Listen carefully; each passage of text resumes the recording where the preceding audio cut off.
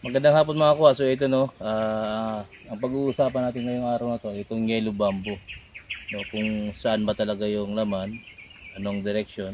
So gagamit tayo ng kumpas. Gagamit tayo ng kumpas. Kasi kadalasan sa mga treasure hunter, kapag yellow bamboo, sa bamboo na nila hinuhukay. Pero itong yellow bamboo na to, ay hindi ito pangkaraniwang bamboo, no? So hindi itong sinasabi nila na parang bagakay. So ito ay itinganin parang bilang palatandaan. So sa paligid ito mga kuha, lahat ito ay puro mga green bamboo, no? So nag-iisang yellow bamboo dito sa area na to. So hanapin natin kung saan nakalagay. So kukumpasan natin, no? Ang kumpas na ito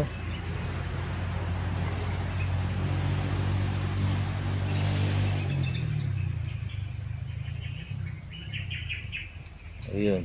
So dito yung south, dito yung norte. So dito yung west at sa east yung nasa likod ko. So kaya natin kinukumpasan yung mga kuha kasi itong yellow bamboo ay parang palatandaan nila na wala nang ibang sign, no? So bali siya na yung kumbaga dyan ka na nagkukumpas, no? Pero dito tayo sa gilid, pero dyan ka na mag-indicate ng kumpas sa gitna na yan. So ibig sabihin ito pa south, yung pa norte, ito naman yung pa west, pa east naman dun. So nasa gitna yung yellow bamboo. So saan nga ba talaga nakalagay yung item? So para malaman natin yung mga kuha, dahil dito yung pa south, kukunin natin yung south indication ng ating gamit, itong gear hunter, no? Gold hunter. So gear detect ang gumawa nito.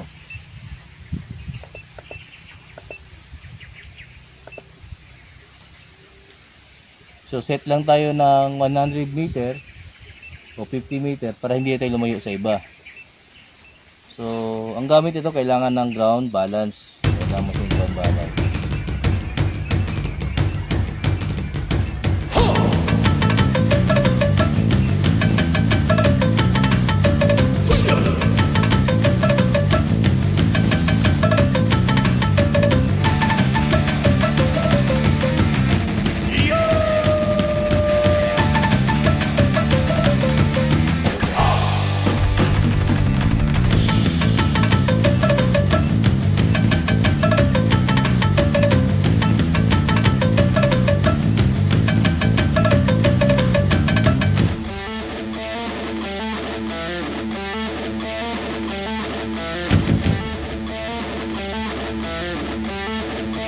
So, yan yung balon na nakakuha, no?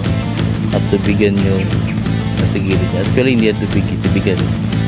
Actually ginawa yan pispan. Pero yung balon na to kasama ng balon doon.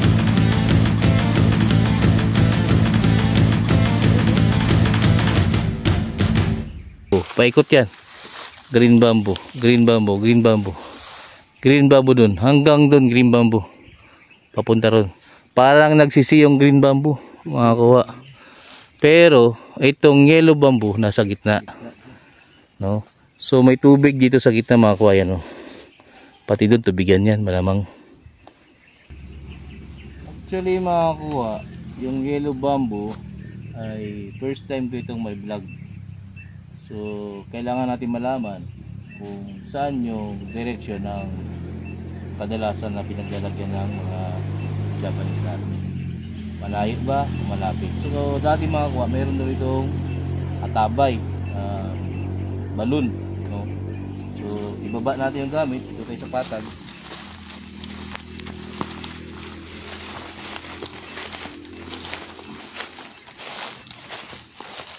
Pero dito mga kukuha, no, ay tubigan, no? May mga tubig.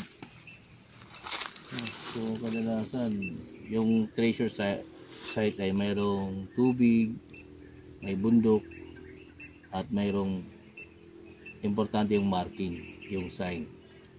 So ito, tingnan natin kung saan. So facing south pa rin tayo kapag nag-locate tayo ng gear detect na gold hunter. So kailangan itong stable ka.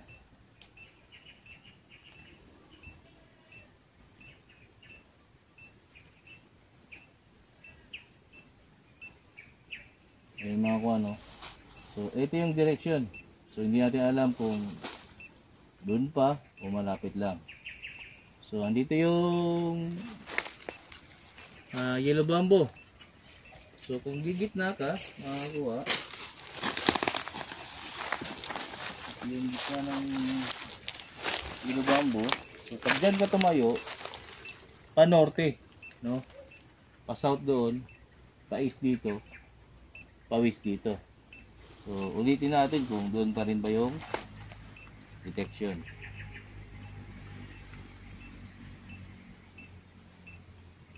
So makuha, no? So dito lang.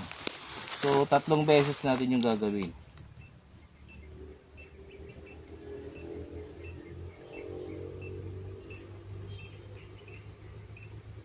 Yun, no? So isa pa, last, tatalikuran natin kung doon pa rin yung punta niya.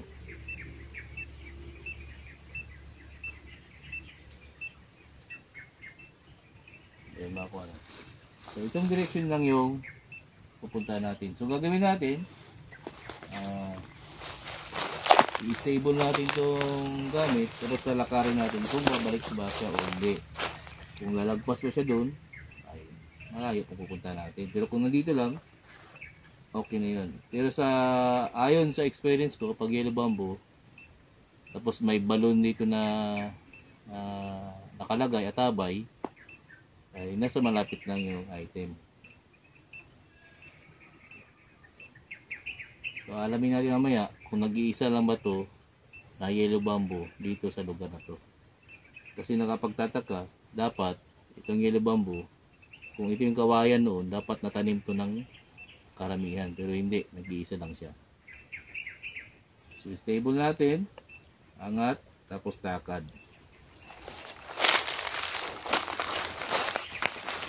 So dandahanin natin makakuha kung saan siya magtuturo.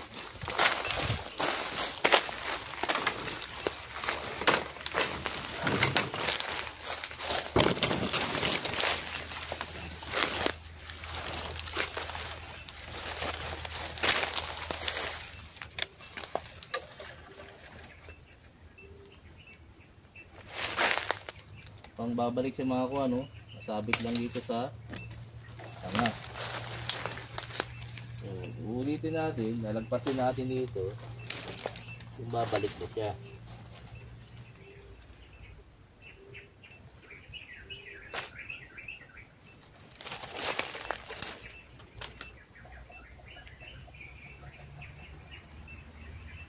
Yung mga kuha, oh. So dito siya nakaturo. So ibig sabihin, hindi tayo lalagpas doon, hindi rin lalagpas dito lang. So gagawin natin, i-short range natin para hindi tayo mapalayo. So dito, malamang kung ito yung tinuturo niya, ay swerte na natin.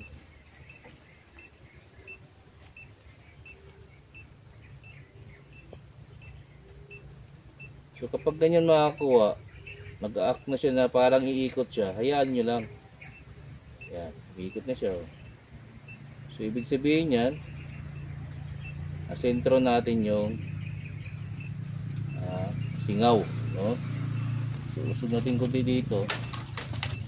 Usog tayo dito konti. Ulitin natin kung ganoon pa rin yung ikot.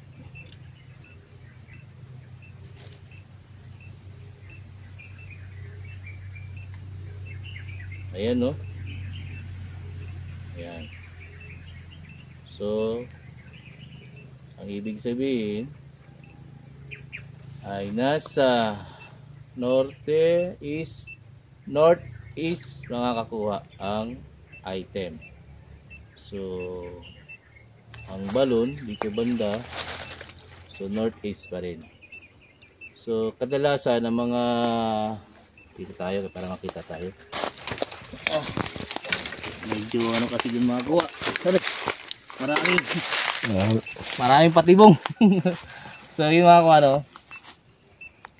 Kapag kawayan ng yellow bamboo, maghanap kayo northeast, no? Hindi sa east, hindi sa norte, kundi northeast. Sa gitna ng norte at east ang direction. So malapit lang kapag yellow bamboo at mayroon itong balon makakuha. So ngayong araw na to, at least nalaman natin na ang yellow bamboo hindi malayo ang nakalibing. So ito, hindi natin lupa ito.